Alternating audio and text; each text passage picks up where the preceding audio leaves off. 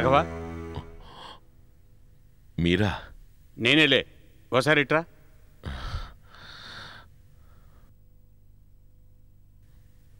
ఏంటి? నువ్వు రవి రేపు విడుదలవుతున్నారటగా? ఇప్పుడే డ్యూటీలో జాయిన్ అవ్వగానే తెలిసిందిలే. అసలు నేను ఈ 3 రోజులు సెలవు పెట్టి ఎక్కడికి వెళ్ళొచ్చాను అనుకుంటున్నావు? నీలాగే నాకు పరమశివుడు అంటే మహాప్రాణం.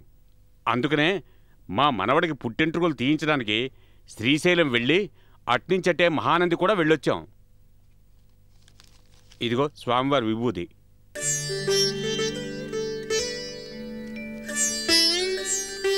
శ్రీశైలం మల్లీశ్వరుడి దగ్గర, ఆ అమ్మవారి దగ్గర నీ గురించి కూడా మొక్కుని వచ్చాను. అక్కడి నుంచి వచ్చి రాగానే నిన్ను విడుదల చేస్తున్నారని వినగానే నాకెంత సంతోషం వేసిందో. మంచివాళ్ళకి ఆ మల్లన్నెప్పుడూ అన్యాయం చేయడు, నీకు తెలుసు కదా. సరే, నేను వస్తాను. 3 రోజుల నుంచి డ్యూటీకి రాలేదు కదా, జైలు చుట్టూ రౌండ్ వేస్తే గానీ నా మనసు కుదుట పడదు. వస్తా రాఘవా.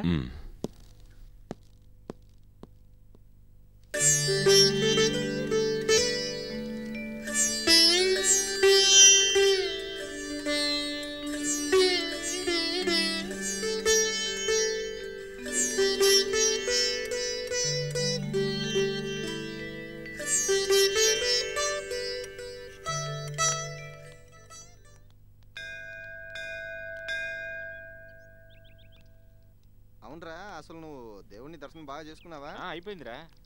ఏమండి, ఏంటి? ఎక్కడికలా వెళ్ళిపోతున్నారు? గుడికొచ్చినప్పుడు 1 నిమిషమైనా అలా కూర్చొని వెళ్ళాలని మీకెన్నిసార్లు చెప్పాను? ఓ అవును కదూ, మర్చిపోయాను. సరే పద, అక్కడ కూర్చుందాం. రా.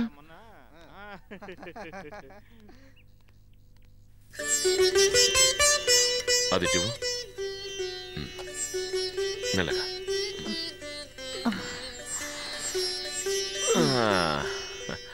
ఇంతకీ ఆ ఈశ్వరుని ఏం కోరుకున్నావు? నేను ఆయన్నేమీ అడగలేదు. ఆడదాని మనసు ఆడదైతేనే అర్థం చేసుకుంటుందని అమ్మవారిని అడిగాను. ఏమని? లక్షణంగా ఉండే చక్కటి ఆడపిల్లనిమ్మని. ఆడపిల్లనా? అవును. ఏ ఎందుకలా అడిగారు? ఏం లేదు, సాధారణంగా తల్లికి కొడుకు మీద, తండ్రికి కూతురు మీద ప్రేమ ఎక్కువగా ఉంటుంది అని అంటారు. ఆ రూలు మన ఇద్దరి విషయంలో రివర్స్ అయిందేమిటా అని. అంటే ఏంటి, మీరు మగపిల్లాడు పుట్టాలని కోరుకున్నారా? అవును. ఎందుకు? వాణ్ణి కూడా మీలాగే మొండి మనిషిగా తయారు చేసి ఆ శంకరనారాయణకి అప్పగించడానికా?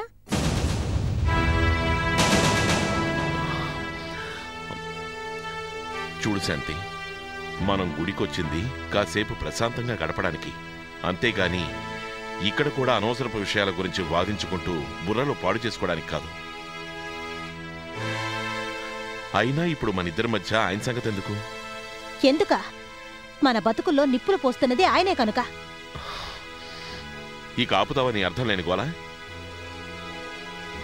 సందు దొరికితే చాలు అన్న గురించి పెడసరంగా మాట్లాడడం తప్ప నీకు వేరే పని లేదనుకుంటాను. కూర్చున్న చాలు గాని ఇక పద. ఈ విభూది ఏమైంది? గుళ్ళో ఇచ్చిన విభూతిని కాని అమ్మవారి కుంకుమని కాని ఇలా పారేయకూడదు. మరి ఇంకేం చేయమంటావు? నాకు కూడా నువ్వే బొట్లో పెట్టావుగా. చూడండి, దేవుడి విభూతిని కుంకుమని ఇలా పారేయకూడదు, దాచుకుని పవిత్రంగా వాడుకోవాలి. దాచుకుని వాడుకోవడానికి ఆ పూజారిచ్చింది చిటికెడు, ఏదో గుప్పిళ్లతో ఇచ్చినట్టు మాట్లాడతావేంటి? విభూతిని కుంకుమని ఎవరూ గుప్పిళ్లతో ఇవ్వరు కాని ఆ చేతిలో మిగిలింది కాస్త మన అమ్మాయికి పెడతాను, ఇటివ్వండి. ఏమివ్వను, ఇక్కడ అరచేతికి అంటుకుంది తప్ప ఏమీ లేదు.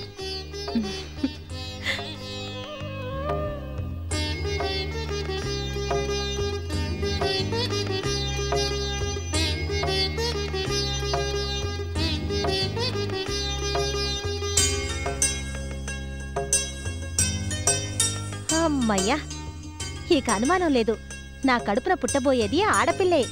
ఖచ్చితంగా నేను కోరుకున్నట్టే జరుగుతుంది. అవునండి, మనకు అమ్మాయే పుడుతుంది. కానీ నీలాగా వాక్కుండా ఉంటే చాలు.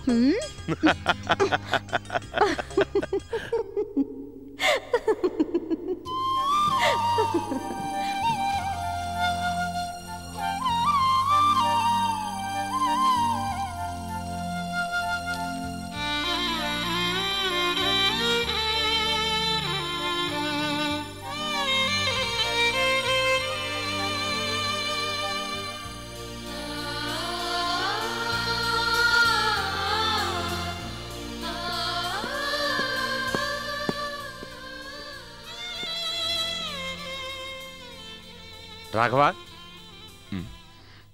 నీకోసం ఎవరో వచ్చారు.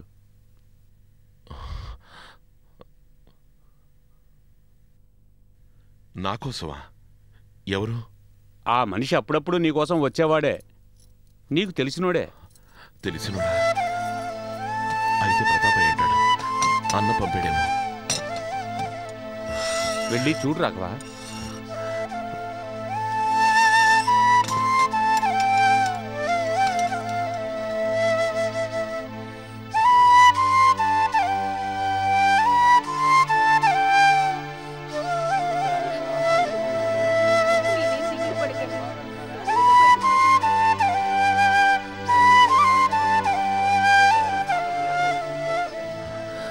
ప్రతాప్,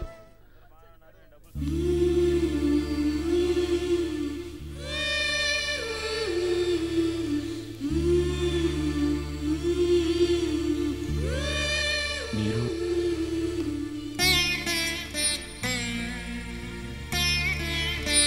నేను మీరు వేరే ఎవరో అనుకున్నారు కదా? ఆ, అంటే అది అర్థమైందిలేండి. నేనిప్పుడు వస్తానని మీరు అనుకుని ఉండరు, కానీ మీరు రేపు విడుదల అవబోతున్నారన్న విషయం నేను తెలుసుకున్నాను. మరి పాపకి ఈ సంగతి చెప్పారా? చెప్పకుండా ఎందుకుంటాను? చెప్పాను. ఏమంది? చాలా సంతోషించింది. కానీ రాలేదుగా. నాకు తెలుసు అది రాదు. జైల్లో ఉన్నంతకాలం ఈ కన్న తండ్రి మొహం చూడడం తనకి ఇష్టం లేదని ఎప్పుడో చెప్పింది కదా. దానికి నాలాగే పంతం పట్టుదల ఎక్కువ. అందుకే అది రాదు. ఎప్పుడో చిన్నప్పుడు చూశాను. ఆనాటికి ఈనాటికి మళ్ళీ మనిషిని చూసే అదృష్టానికి నోచుకోలేదు. నాకంటే దురదృష్టవంతుడైన తండ్రి ఎవరుంటారు? నేనొచ్చిన ప్రతిసారి పాప ఫోటోల్ని, పాప తన చేత్తో రాసిచ్చిన ఉత్తరాలని మీకు తెచ్చిస్తూనే ఉన్నాను కదండి. ప్రాణం లేని ఫోటోలు ఎన్ని తెచ్చిచ్చినా మనసు మమత ఉన్న మనిషితో సమానమవుతాయా ధర్మారావు గారు? అయినా ఇంకెన్నాళ్ళు ఈ ఒక్కరోజు ఓపిక పడితే రేపు నేను ఎలాగో ఇక్కడి నుంచి బయటపడిపోతాను. అప్పుడు నా ముఖాన ఉన్న ఖైదీ అనే ముద్ర చెరిగిపోతుంది కనుక పాప నన్ను చూడ్డానికి తప్పకుండా వస్తుంది కదూ? ఎందుకు రాదు? తప్పకుండా వస్తుంది. నేనే రేపు మీరు విడుదలయ్యే టైంకి పాపను దగ్గరుండి తీసుకొస్తాను. Thank you so much. అన్నట్టు పాప మీకు ఇమ్మని నాకు ఒక ఉత్తరం కూడా ఇచ్చింది. ఇదిగోండి పాప ఇచ్చిన ఉత్తరం, నేను తెచ్చిన పాప ఫోటో.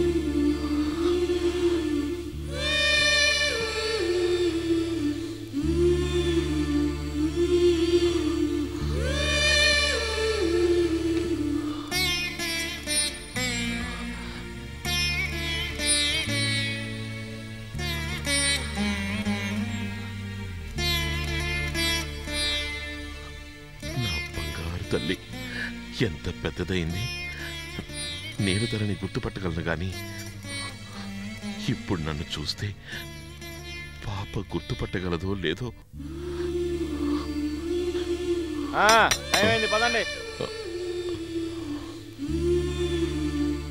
ఇక నేను బయలుదేరుతానండి. రేపు మీరు రిలీజ్ అయ్యే టైంకి పాపను తీసుకొస్తాను మిమ్మల్ని రిసీవ్ చేసుకోవడానికి. అలాగే. ఏమండి ధర్మారావు గారు, ఒక్క నిమిషం.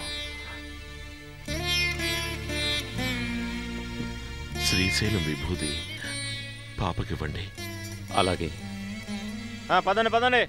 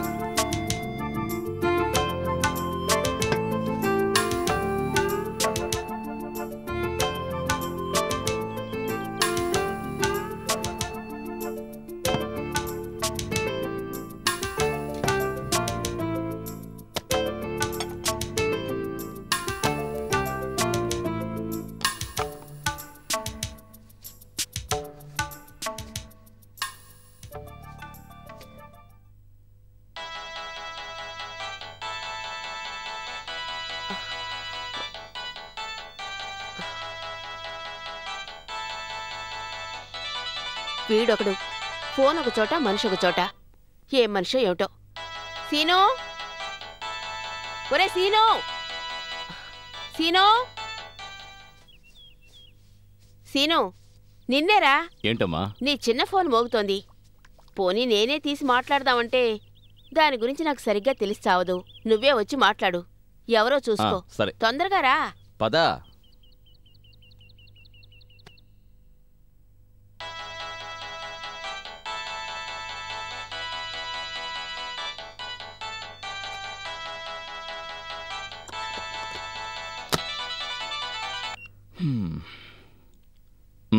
చెప్పు.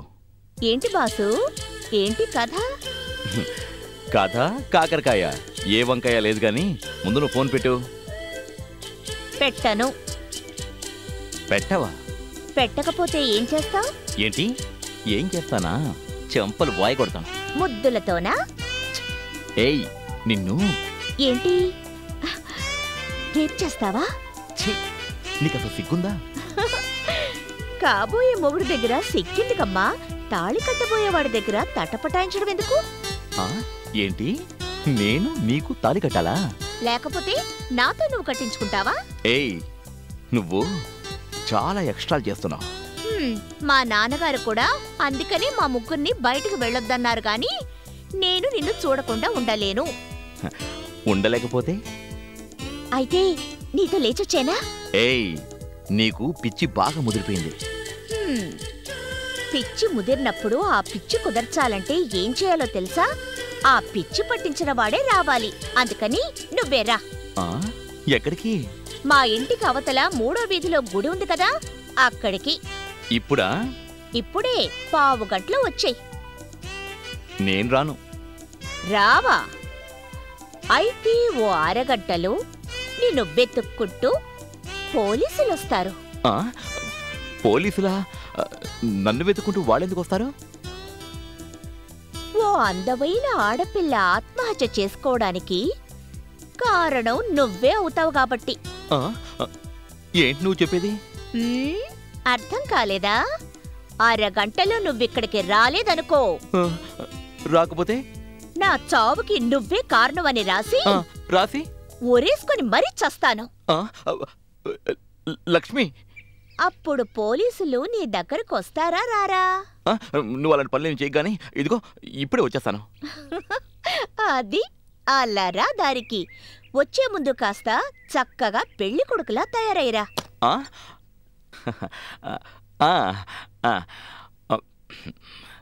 వస్తాను.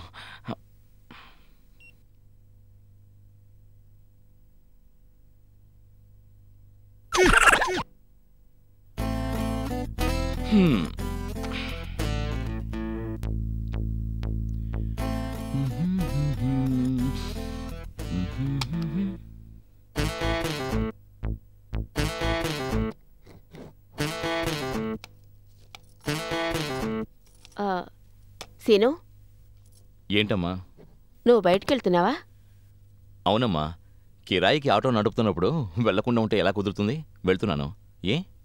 నన్ను గుడి దగ్గర దింపెళ్ళరా అంటే వీడు ఖచ్చితంగా కుదరదంటాడు. ఇంకేదైనా చెప్పాలి. ఓ 10 నిమిషాలు ఆగరా, నన్ను చోట దించేసి వెళ్దు గాని. అమ్మో, 10 నిమిషాలు ఆగితే అక్కడికి లక్ష్మి వస్తుంది, నన్ను చంపుతుంది. ఏంట్రా ఆలోచిస్తున్నావు? ఏం లేదు. నన్ను కాస్త సీతారత్నం ఇంటి దగ్గర దించేసి వెళ్ళు. సీతారత్నం ఎవరు? నీ పిన్నిరా, నాకు వేలు విడిచిన చెల్లి. ఈ దగ్గరలోనే ఉంది. చూడు, నేను ఆటో నడుపుతోంది ప్యాసింజర్స్ని ఎక్కించుకొని డబ్బు సంపాదించడానికి. ఓసీగా నీలాంటి వాళ్ళని ఎక్కించుకొని వేలు విడిచిన చెల్లెలు, కాలు విరిగిన అన్నయ్య అంటూ అడ్డమైన వాళ్ళ ఇంటి ముందు దింపడానికి కాదు. దగ్గరే అంటున్నావుగా, నడిచి వెళ్ళు. అంతేలేరా, నీకీ అమ్మ కంటే డబ్బే ఎక్కువ. సరేలే, నేనే వెళ్తాను. నువ్వు వెళ్ళేటప్పుడు తాళాలు అక్కడ పెట్టేళ్ళు. తెలిసిందేగా, కొత్తగా చెప్పేదే ఉంది. ఇక బయలుదేరు. సరేలే. అమ్మో, 6 గంటలు 5 నిమిషాలు అప్పుడే అయిపోయింది. వెంటనే బయలుదేరాలి.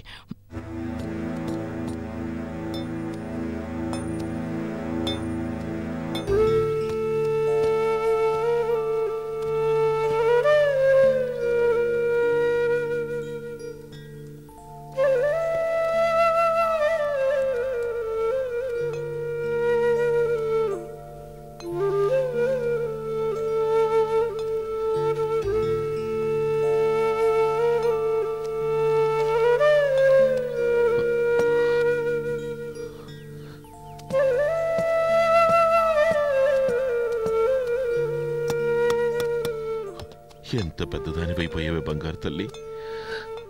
నీకు నా దిష్టే తగిలేలా ఉందమ్మా. నిన్నిలా ఫోటోలో చూసి మురిసిపోవటం తప్ప నా చేతుల మీద నిన్ను అల్లారు ముద్దుగా పెంచి పెద్ద చేసే అదృష్టానికి దూరమైన దౌర్భాగ్యుడమ్మా నీ తండ్రి. నిన్ను కళ్ళారా చూసే క్షణం కోసం కోటి కన్నులతో ఎదురు చూస్తున్నానమ్మా.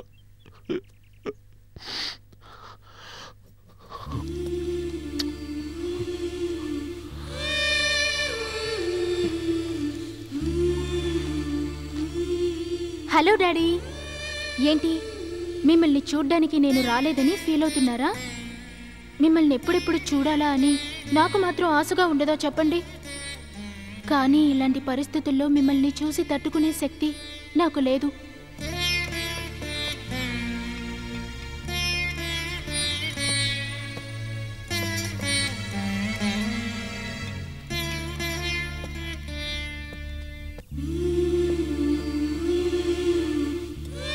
అయినా ఇంకెన్నాళ్ళు? రేపు మీరు రిలీజ్ అయ్యే టైంకి నేనే వచ్చి మిమ్మల్ని రిసీవ్ చేసుకుంటాను కదా. ఇక మన మధ్య ఇటువంటి ఉత్తరాల రాయబారాలతో పనే ఉండదు డాడీ. ఇదే నేను మీకు రాసే చివరి ఉత్తరం. రేపటి నుంచి మనం హ్యాపీగా కలిసి ఉండొచ్చు. మీరు వచ్చిన తర్వాత నేను మీతో చాలా మాట్లాడాలి డాడీ. ఉంటాను. Bye daddy. బాయ్.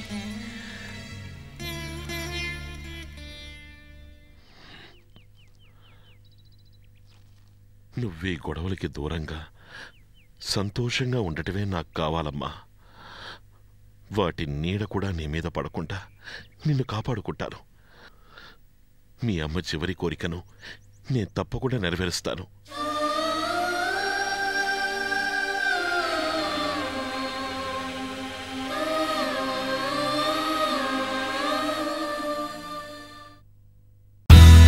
మా వీడియోస్ కనుక మీకు నచ్చినట్లయితే like, share and don't forget to subscribe.